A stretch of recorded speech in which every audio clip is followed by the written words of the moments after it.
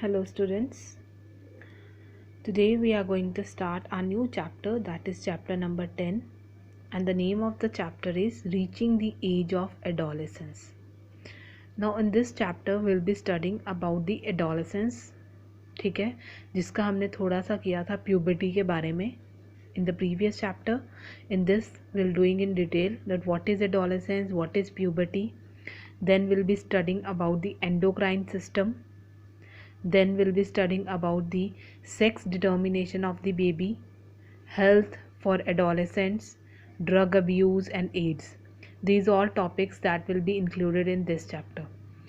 Now, firstly we'll be studying about the, as we know that it is only a growing up to a certain age that human beings and other animals जो है वो reproduce कर सकते हैं, ठीक है. And as I told you, that was known as puberty. Puberty was the adolescent age in which the reproductive systems of human beings, they are capable for the process of reproduction. Human body, after which a person becomes capable of producing their own kind of young ones, ठीक है, that all will be discussed in this chapter. Now the first topic that we are going to do is endocrine system. Now endocrine system, what is the endocrine system? It consists of a collection of special cells. That special cells, they are known as glands.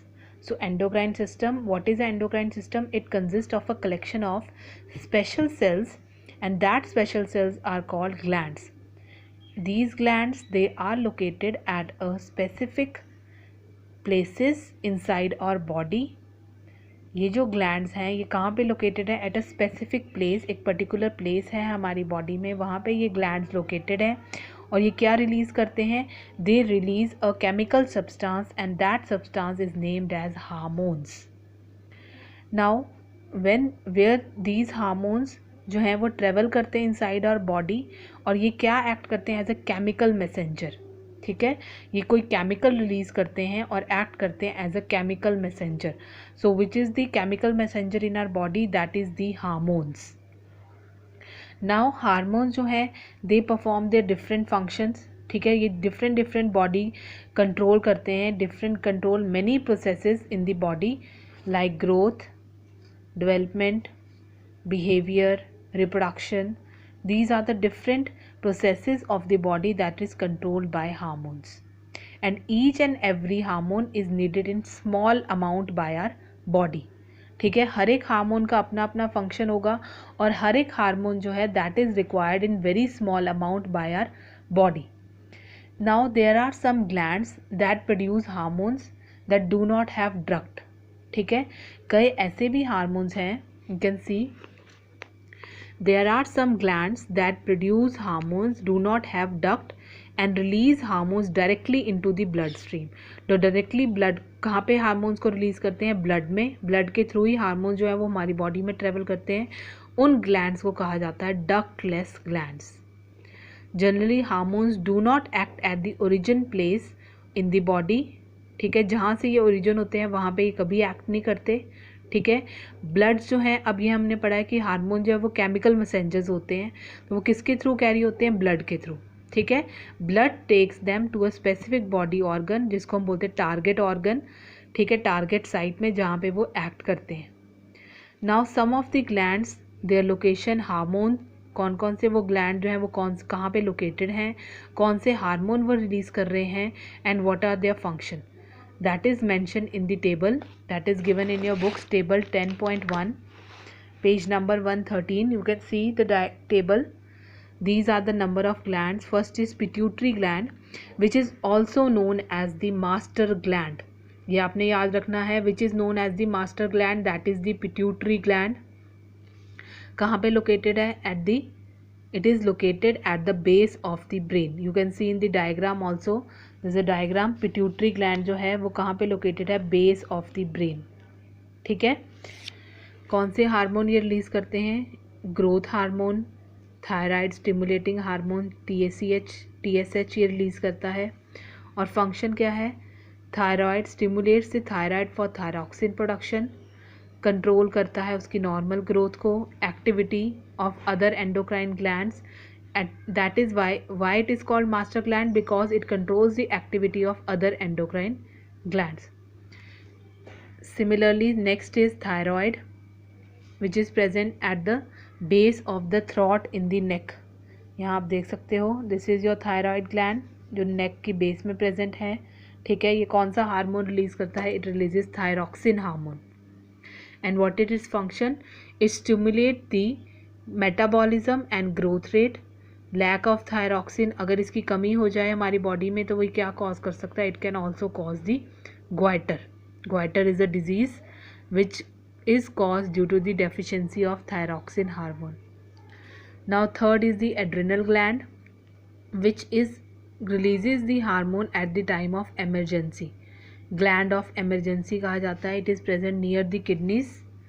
This is your adrenal gland. ठीक है, और ये hormone जो release करता है that is adrenaline hormone. ये salt balance को maintain करता है, ब्लड प्रेशर को कंट्रोल करता है, helps the body to fight stress and emergency situation. Stress और इमरजेंसी सिचुएशन क्या है? जब अगर आपके सामने एकदम से कोई स्नेक आ जाए, ठीक है, तो एकदम से आप डर जाते हो. उस टाइम क्या है? उस टाइम कौन सा हार्मोन रिलीज होता है? That is your adrenaline hormone. ठीक है, अगर पीछे आपके क्या है, कई बार क्या है, अगर आप जा रहे हो और आपके पीछे कोई डॉग पड़ जाए तो उस टाइम क्या होता है? आप एकदम से भागना शुरू कर देते हो. तो उस टाइम जो है एड्रेनलाइन हार्मोन जो है वो रिलीज़ करता है और वो ब्रेन को सिग्नल देता है that you have to run to protect yourself from the dogs. Next gland is pancreas, which is present near the liver. It releases insulin hormone which regulates the level of sugar. Lack of insulin, अगर insulin की कमी हो जाए तो क्या cause होता है? Disease, that is diabetes. ठीक है, next gland is testis, which is present in 2 in number. Ovaries, they are also present in 2 in number. ये मेल जेनेटिक ऑर्गन है जो हमने पिछले चैप्टर में किया था टेस्टिस और ओवरीज के बारे में. ये हार्मोन रिलीज करते हैं टेस्टोस्टेरोन, और ओवरीज 2 हार्मोन रिलीज करती हैं that is estrogen and progesterone. ये हेल्प करता है secondary sexual character in male. Secondary sexual character ovaries help करते हैं इन फीमेल और मेंटेन करते हैं growth of uterus during pregnancy. Clear? This was the table about the endocrine glands, their location, hormones and their function. Now the next topic that we are going to start is adolescence and puberty. Now there is, as you know, जब baby born होता है, ठीक है, उससे लेके जब तक उसकी पूरी ग्रोथ हो जाती है till 18 to 19 years, there are number of changes that comes in the baby. ठीक है, now growth begins from the day baby is born. Various stages of growth in humans are infancy, सबसे पहले infant stage होती है, फिर childhood, then adolescence and then is adulthood. ठीक है, सबसे ज़्यादा फास्टेस्ट ग्रोथ कब होती है? That is at the infancy. And infancy period कब तक रहता है? दैट इज़ जब बेबी की एज कब तक हो जाती है? 2 ईयर्स ऑफ एज तक इन्फेंसी पीरियड रहता है. ठीक है, और 2 से लेके 11 ईयर तक कौन सा पीरियड होता है? That is childhood period.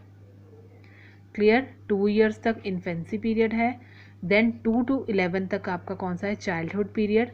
Then next come your adolescent. Adolescent कब तक होता है? दैट इज़ 11 से लेके 18 और 19 ईयर्स तक आपका कौन सा होता है? Adolescence period. ठीक है, this stage occurs between childhood and adulthood. Childhood और एडल्टहुड के बीच की जो स्टेज है that is known as adolescence. ठीक है, जिसमें जो है body attains reproductive maturity during adolescence. Adolescents, they are also called, उनको टीनेजर्स भी कहा जाता है. टीन क्यों कहा जाता है? बिकॉज मेनली जो एडोलेसेंट पीरियड कहाँ से शुरू होता है? 13 की एज से. 13, इसलिए इसको टीन एजर्स या टीन ए पीरियड भी कहा जाता है. ठीक है, इन एडोलेसेंट फेज में क्या होता है? Body grows rapidly. ठीक है, there are several changes. Such changes the mark set of the onset of puberty. Puberty marks the time जब चाइल्ड जो है body start turning into an adult body. जब चाइल्ड, अब मैंने आपको बताया एडोलेसेंस पीरियड कब होगा? किस किस के बीच में? चाइल्डहुड और एडल्टहुड के बीच का पीरियड. जब जो चाइल्ड है वो धीरे धीरे एडल्ट में चेंज हो रहा है, ठीक है, उस चीज़ को हम कहते हैं, मतलब वो क्या हो गया? सेक्सुअली मेच्योर हो गया है. That is named as puberty. Puberty ends and adolescence reaches. जब एडोलेसेंट रीच हो जाता है, रिप्रोडक्टिव मेच्योरिटी हो जाती है, तो प्यूबर्टी एंड कर जाती है. At the end of puberty, the boys and girls become capable of reproduction. और end of adolescence in the beginning of adulthood.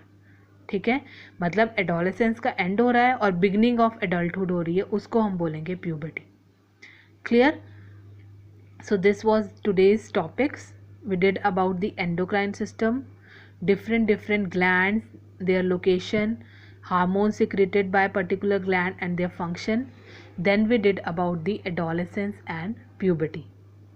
Okay, thank you students.